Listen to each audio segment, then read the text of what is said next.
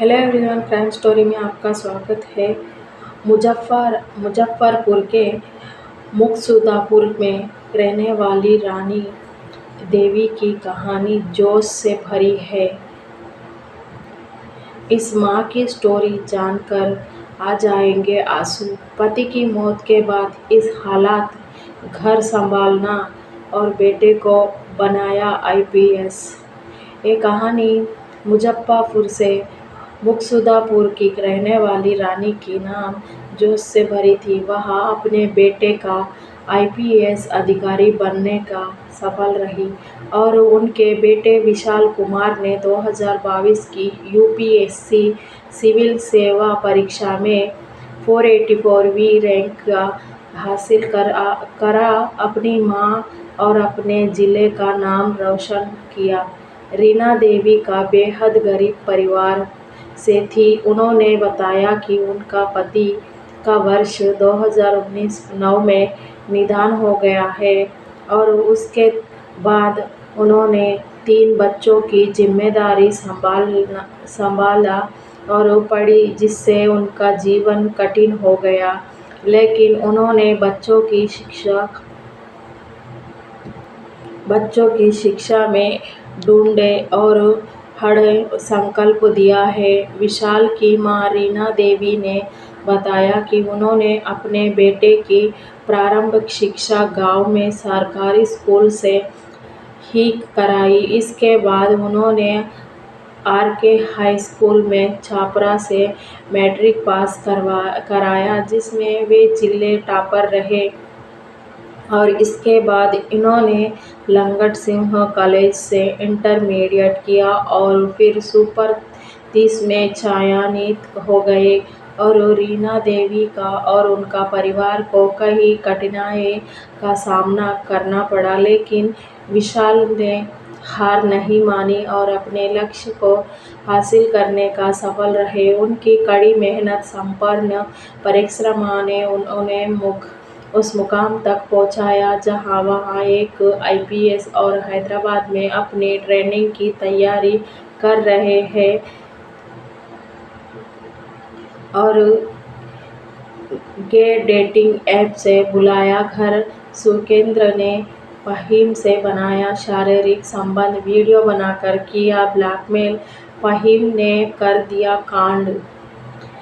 ये गाजियाबाद की अंकुर विहार में पुलिस ने कत्ल के एक मामले का चौंकाने वाला खुलासा किया है कि पुलिस को बीते 8 मई के डीएलएफ के फ्लैट में लाश मिलने के खबर मिली थी। दरअसल फ्लैट से बारदूस बदबू आने लगी और आने पर पड़ोसियों ने पुलिस को खबर दी कि फ्लैट के अंदर युवक का साड़ी लगी और गली लाश मिली थी।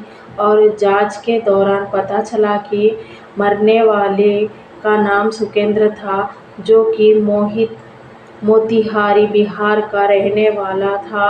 और अब पुलिस के सामने 2 चुनौती है कि पुलिस चुनौतियों के कातिल का सुराग लगाया जाए। फ्लैट में मिली हाथ और पैर बांधी नंगी लाश। दूसरा सवाल ये है कि सुकेंद्र के कातिल का पता लगाया है।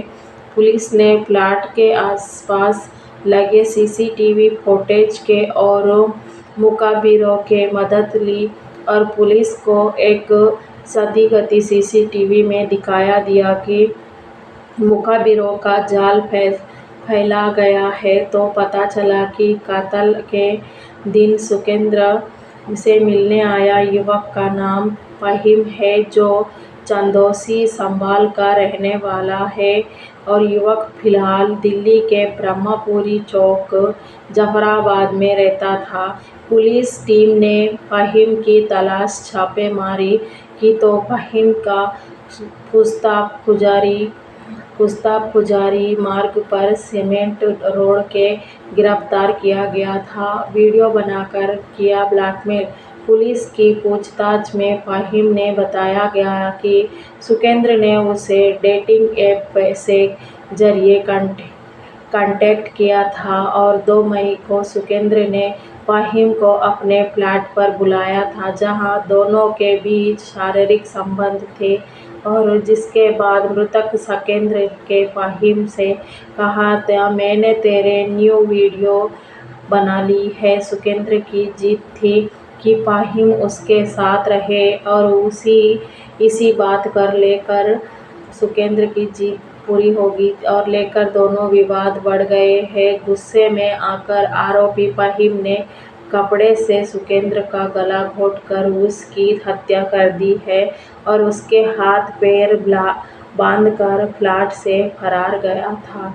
और इसी तरह एक और ये कहानी है, फेसबुक से बनी गर्लफ्रेंड नीट की तैयारी कर रही थी, बॉयफ्रेंड को मिलने के लिए बुलाया, लड़की के परिजनों के कर दी हत्या।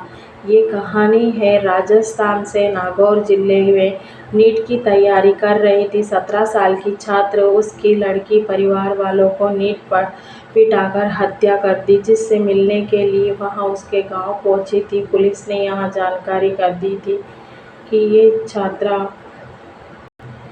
फिर उसके पुलिस ने यहां जानकारी कर दी। इस मामले में पुलिस ने 3 लोगों को गिरफ्तार कर लिया था। नीट की छात्रा की पीट कर हत्या और पुलिस ने बताया, बुधवार को कोटा से मेड़ता सिटी थाना इलाके में गया 15 साल की एक लड़की से मिलने पहुंचा, लेकिन लड़की परिवार के लोगों ने उन्होंने एक खेत में पकड़ लिया था। पुलिस उपाधीक्षक पिंटू कुमार ने कहा है कि लड़की के परिजनों के लड़के समीर पर मारपीट, जिससे वहां पूरी तरह घायल हो गया। बाद में उन्होंने अस्पताल में भर्ती कराया, लेकिन तब उसकी मौत हो चुकी थी। लड़की ने बुलाने पर कोटा से नागौर पहुंचा था युवक। और उसी तरह पुलिस ने कहा कि बिहार का रहने वाला लड़का कोटा में रहकर नीट की तैयारी कर रहा था और कुछ समय पहले फेसबुक के जरिए लड़की के संपर्क में आया था। छात्र मंगलवार को कोटा से नागौर पहुंचा और रात वहीं बिताई। अगली सुबह वहां लड़की से मिलने मेड़ता सिटी चला गया। पुलिस अधिकारी से बताया कि पोस्टमार्टम के बाद वहां शव परिजनों को सौंप दिया गया था।